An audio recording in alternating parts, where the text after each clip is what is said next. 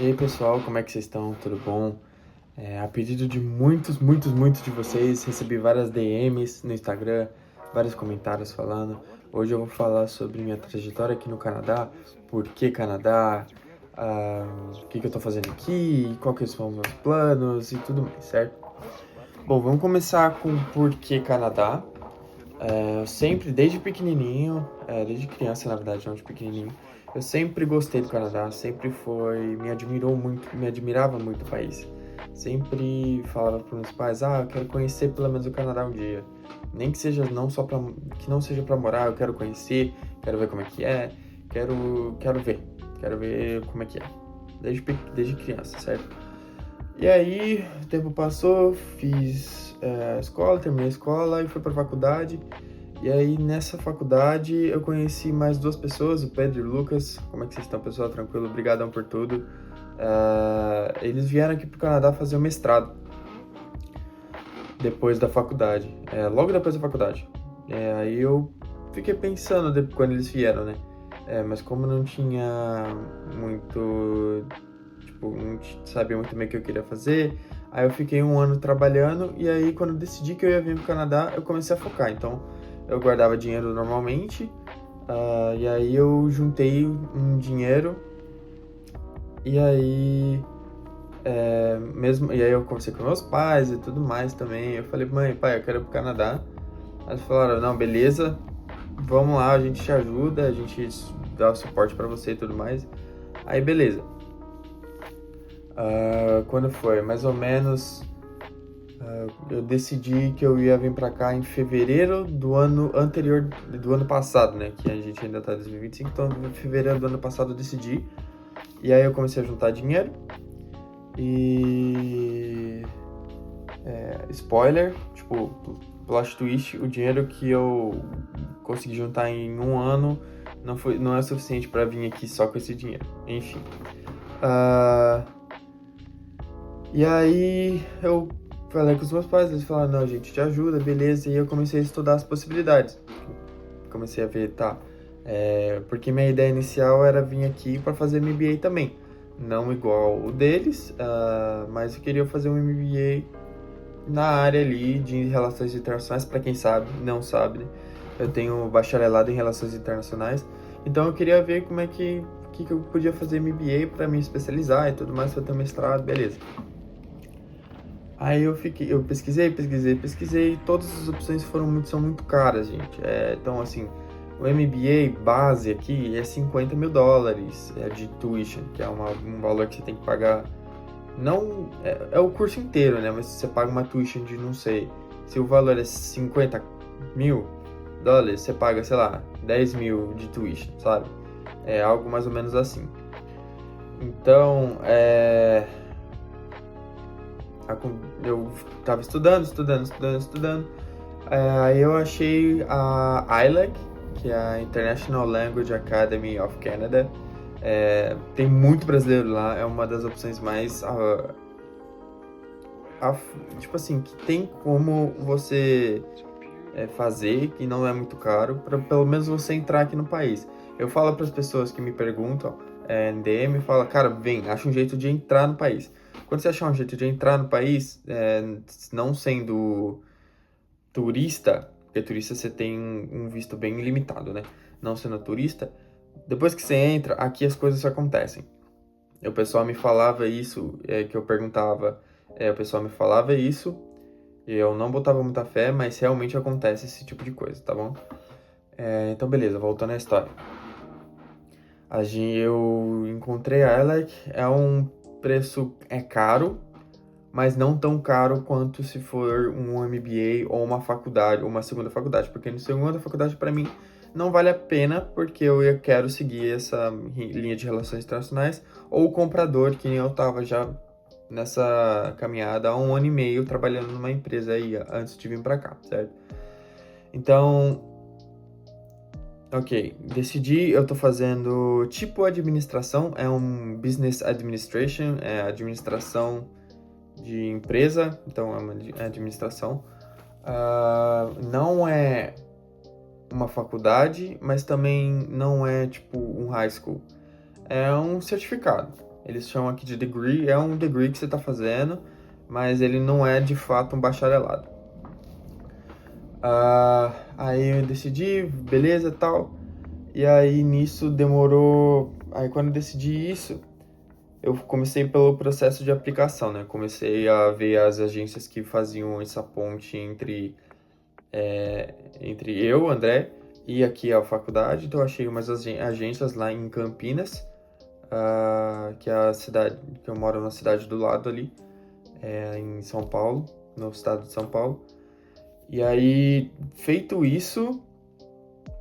eu paguei a agência, e aí a agência que pagou o resto, entendeu? Então, por exemplo, ao invés de eu pagar direto aqui para a faculdade e evitar taxa e tudo mais, a gente resolveu, eu e os meus pais, né? Isso tudo foi conversado com eles, porque eu tenho 23 anos ainda, não consegui juntar tanto dinheiro assim que podia, que deveria, né?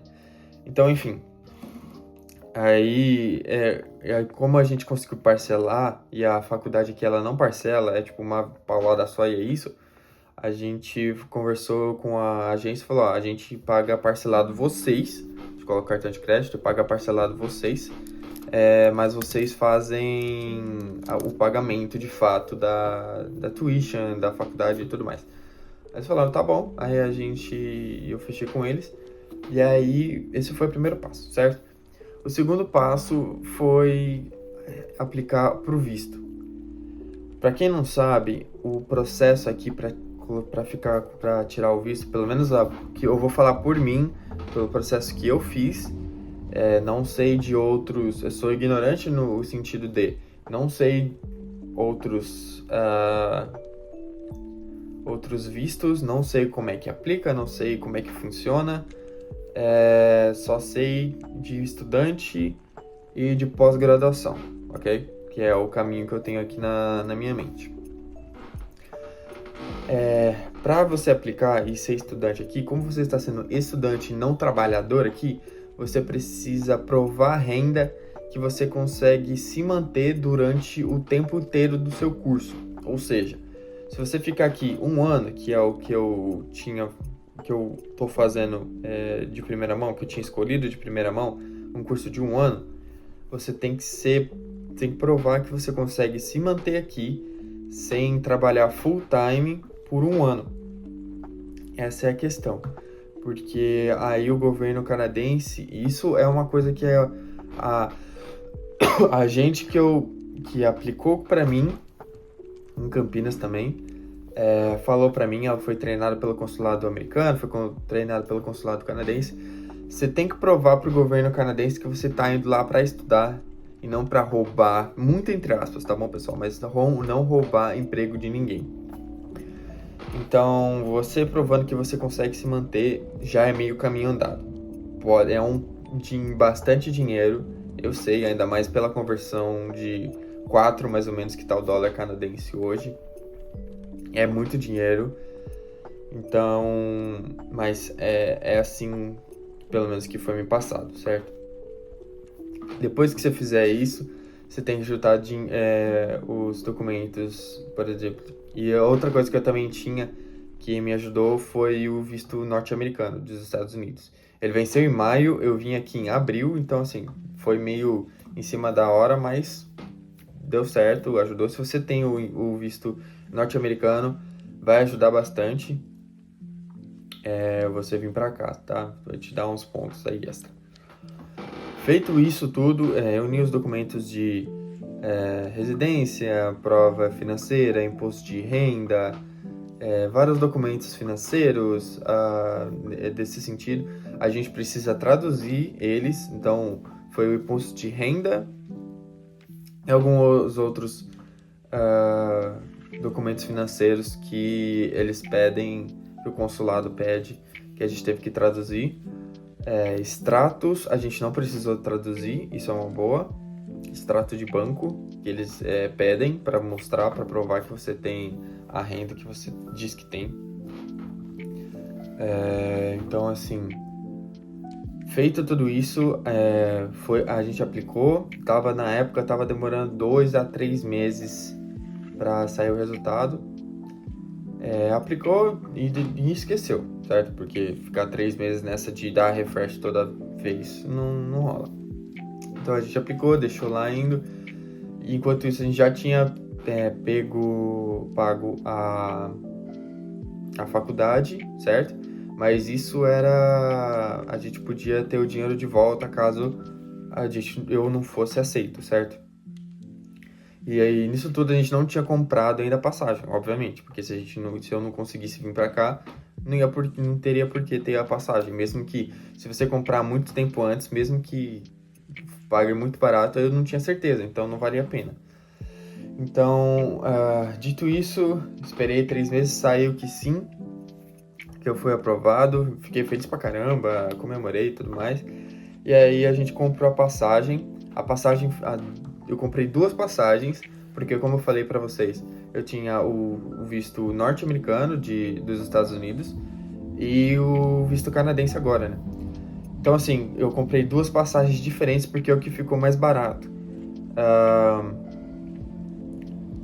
Foi passagem de São Paulo, Guarulhos, para Los Angeles, que foi tipo 1.600 mais ou menos reais na época. Na época eu falo ano passado. E aí outra passagem separada do voo de Los Angeles para Vancouver direto.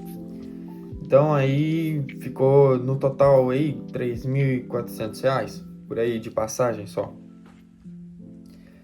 Questão de valores, pessoal, questão de valores que tipo, você tem que comprovar e tudo mais. Se vocês quiserem me chamar no Instagram, eu falo com vocês mais ou menos. Só que assim, tenham em mente que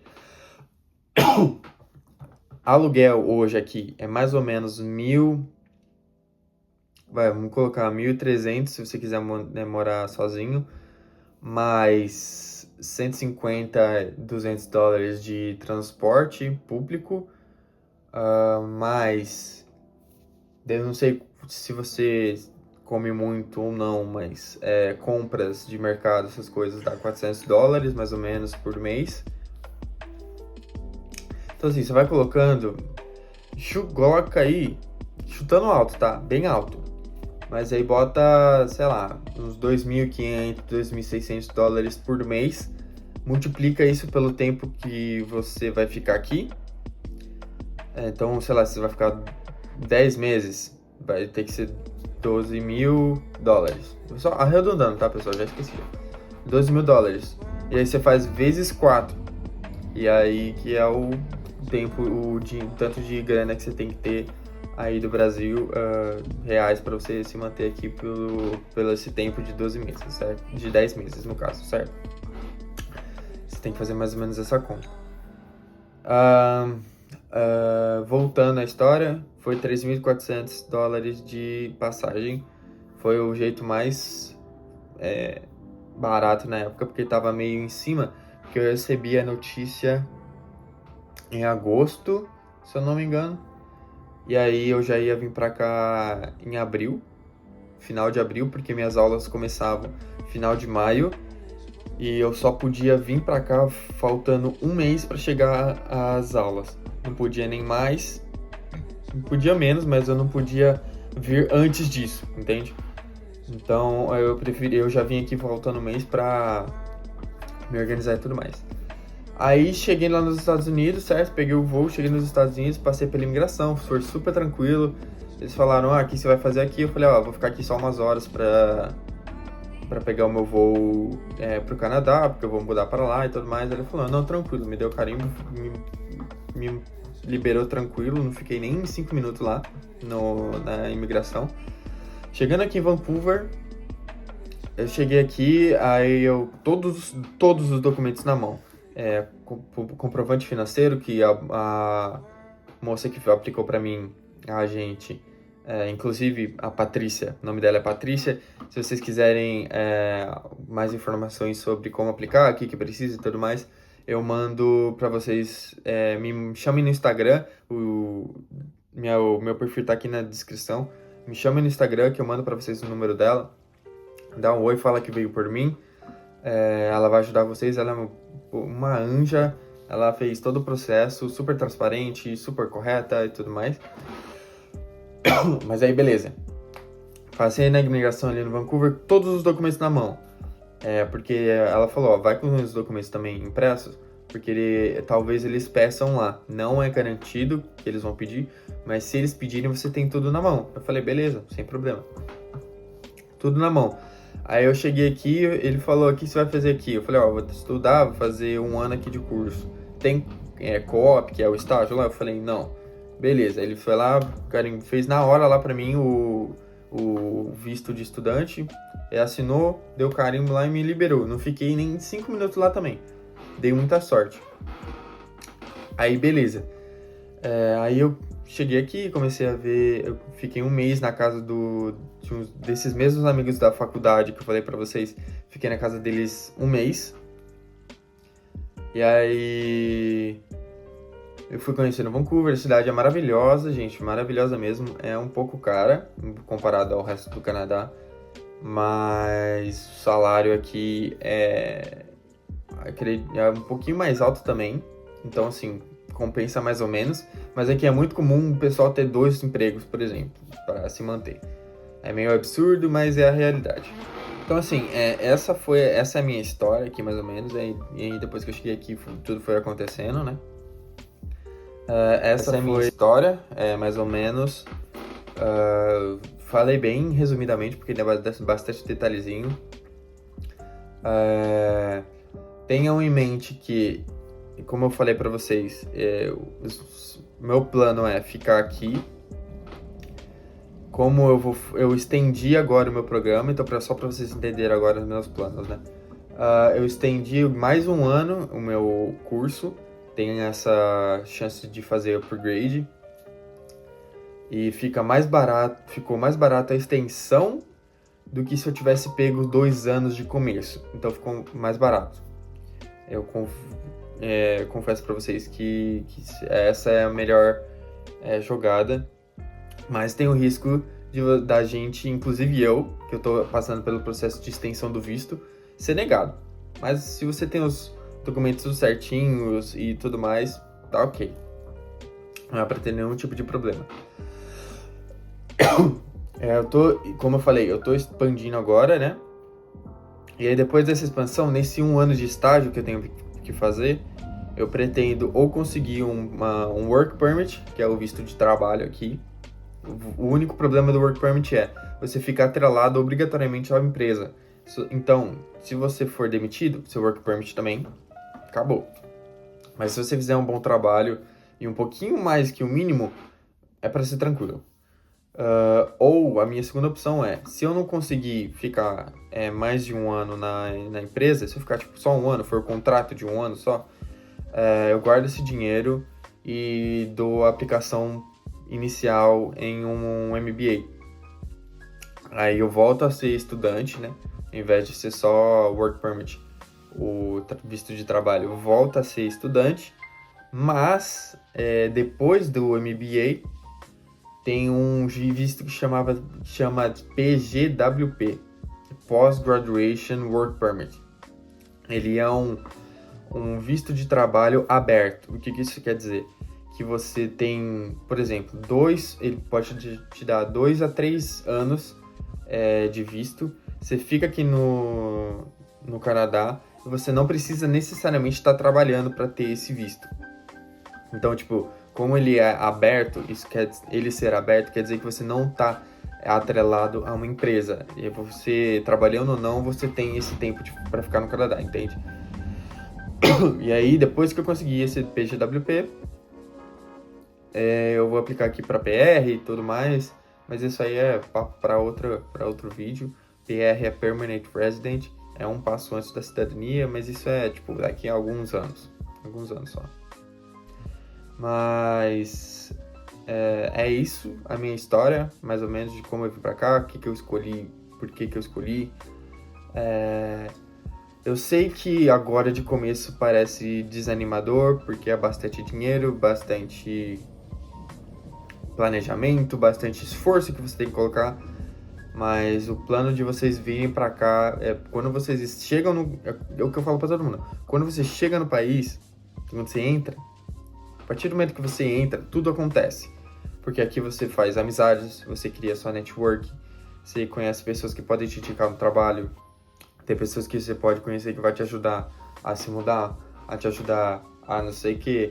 Tem vários grupos no WhatsApp de brasileiros, você joga no Google, grupo de WhatsApp de brasileiros, aqui no Canadá tá lotado. Na ILEC mesmo, na faculdade que eu faço, tá lotado, você chuta uma árvore e cai 5 brasileiros de lá. Tipo assim, bastante brasileiro mesmo. E... Bom, eu sei que o começo é desanimador, porque você tem que se preparar, tem que juntar bastante dinheiro e tudo mais.